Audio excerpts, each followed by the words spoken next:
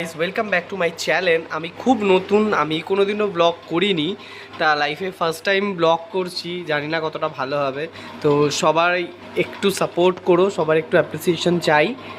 তো আমি আমার আজকে কতগুলো ছোট ছোট ইন্টেরিয়ার গাছ, আমি ইনডোর প্ল্যান্ট আমি ঘরে সাজিয়েছি।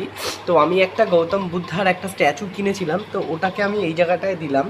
তো জানি না এটা ভালো লাগছে কি না, তারা প্লিজ আমাকে, যদি খারাপ লাগে তাহলে আমাকে একটু কমেন্ট করে সাজেশন দিও।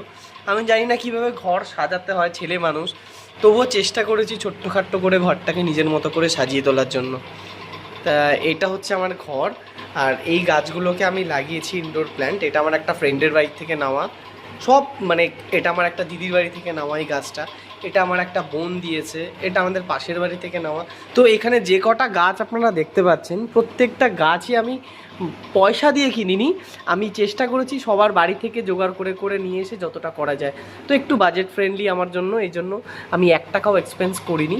তো এই শুধুমাত্র এই যে স্ট্যাচুটা, এই স্ট্যাচুটা আমি 140 টাকা দিয়ে কিনেছিলাম ফ্লিপকার্ট থেকে। যাই হোক, খুব ভালো হয়েছে, আমার সাজাতে খুব ভালো লেগেছে।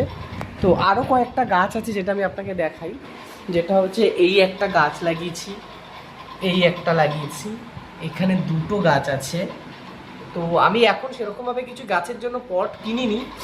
আর এটা হচ্ছে, জানি না এই গাছটা কেমন, কচু গাছের মতো দেখতে, কিন্তু শুনেছি নাকি গাছটা খুব সুন্দর ঘরের মধ্যে হয় আর খুব অনেকটা জায়গা নিয়ে।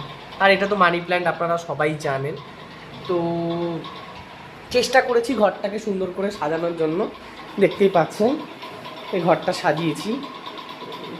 এই জায়গায় একটা ছোট্ট কাটা কাটা মানি প্ল্যান্ট, এটা আমার একটা বৌদি দিয়েছে, এটা তো আমার বার্থডেতে পাওয়া আমার একটা গিফট। এই টোটাল হচ্ছে আমার এই ঘর, ছোট্ট খাট্ট ঘর, এটা হচ্ছে আমার, এভাবে আমি সাজিয়েছি। এই যে আমার মা সরস্বতী, এই যে আমার লর্ড গৌতম বুদ্ধা, দেখুন। আর এটা হচ্ছে আমি। Thank you for watching.